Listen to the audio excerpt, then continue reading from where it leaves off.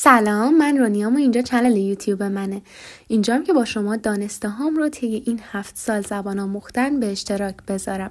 خوشحال میشم که هم سابسکرایب کنی هم زنگوله رو فعال کنی تا از ویدیوهای جدید مطلع بشی. امروز قراره با یه پادکست درباره طبیعت هم لغات مهمی درباره صحبت کردن راجع به طبیعت رو یاد بگیریم، هم گرامرهای شرطی رو با هم دیگه یاد بگیریم. پس با من همراه باش. Nature has a quiet way of reminding us who we are. When you walk through a forest, you can feel how calm life becomes if you listen to the wind. The soft sound of leaves, the smell of fresh soil, and the warm light passing through the branches create a feeling that no city can replace. People often say that we would live much happier lives if we spent more time outside. And it's true. Even a short moment in nature can change your mood. If you touch cold river water, if you look at the sunset, your problems seem smaller, as if the sky is trying to comfort you. But nature isn't just beautiful, it's fragile. Many forests would still be alive today if humans hadn't destroyed them in the past. And now, many animals are struggling to survive because of decisions we made years ago. Sometimes I wonder what the world would look like if we had protected it earlier. Still, there is hope. If we start caring for nature today, the future will be completely different. Children will grow up breathing cleaner air, the oceans will sparkle again, the animals will return to their homes, and maybe one day people will finally understand that nature always gives us more than we give back. In the end, nature is a teacher. It shows us that everything has a cycle, everything has a purpose, and everything can heal if we let it. خب توی متنی که خوندیم انواع مختلفی از شرطی ها بیان شده بود، اما حالا میخوایم بریم که این گرامر رو دقیقاً یاد بگیریم. شرطی ها 4 نوع هستن که از نوع 0 تا 3 بیان میشن. شرطی نوع 0 که اولین نوع شرطی هستش بیان کننده یک حقیقت، فکت یا همون واقعیت هستش. مثلا If you heat water to 100 degrees, it boils. اگر به آب 100 درجه دما بدی جوش میاد. یک حقیقت، واقعیت. و ساختار شرطی نوع 0 if حال ساده به اضافه حال ساده هستش، یعنی دو طرف جمله ما از حال ساده استفاده میکنیم. اما شرطی نوع 1 چی هستش؟ شرطی نوع 1 بیان کننده این هستش که اگر ما یک کاری رو در زمان حال انجام بدیم یه نتیجه‌ای در آینده داره. باز این یک شرایط واقعی از آینده رو بیان میکنه. مثلا اگر درس بخونم پاس میشم. همین مثال میشه چی؟ If I study, I will pass.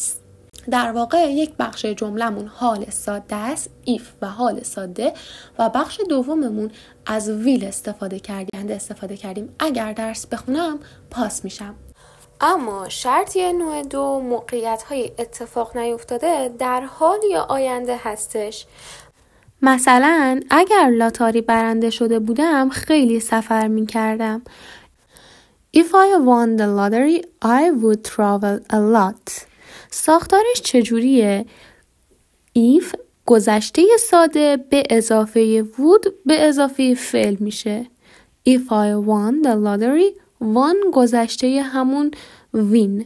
خب گذشته ساده است به اضافه would و فعل میشه. اما شرطی نوع 3 برای بیان کردن موقعیتیه که در گذشته اتفاق می افتاده و نتیجهش هم توی گذشته است و تغییری در زمان حال نداره. خب پس نوعی غیر ممکنه و ربطی به الان نداره. اما تفاوتش با نوع 2 چی هستش؟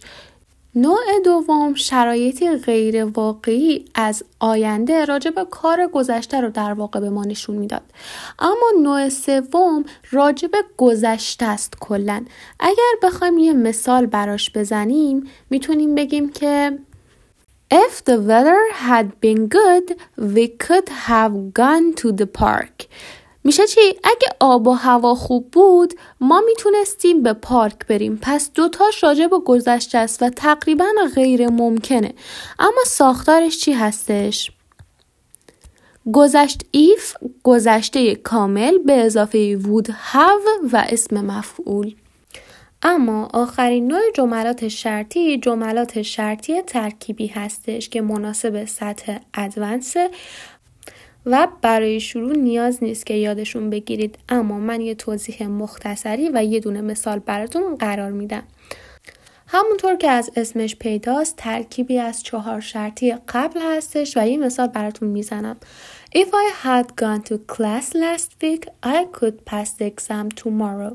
اگر به کلاس هفته گذشته رفته بودم میتونستم امتحان فردا رو پاس بشم. پس ببینید یه ترکیبی از همه شرطی هاست.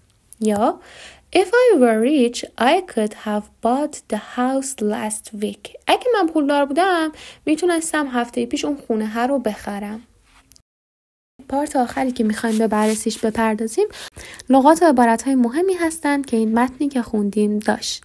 اولین لغت remind، یادآوری کردن. calm، آرام. replace، جایگزین شدن یا جایگزین کردن. fragile، شکننده یا آسیب پذیر.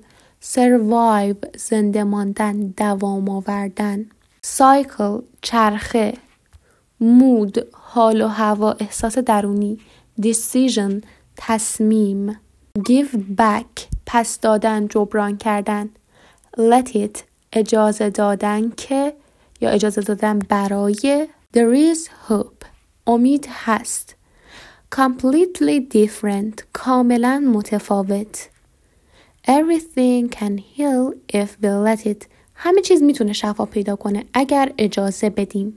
problems seem smaller، مشکلات کوچیکتر به نظر میرسن. خوشحالم که تا اینجا همراه من بودین.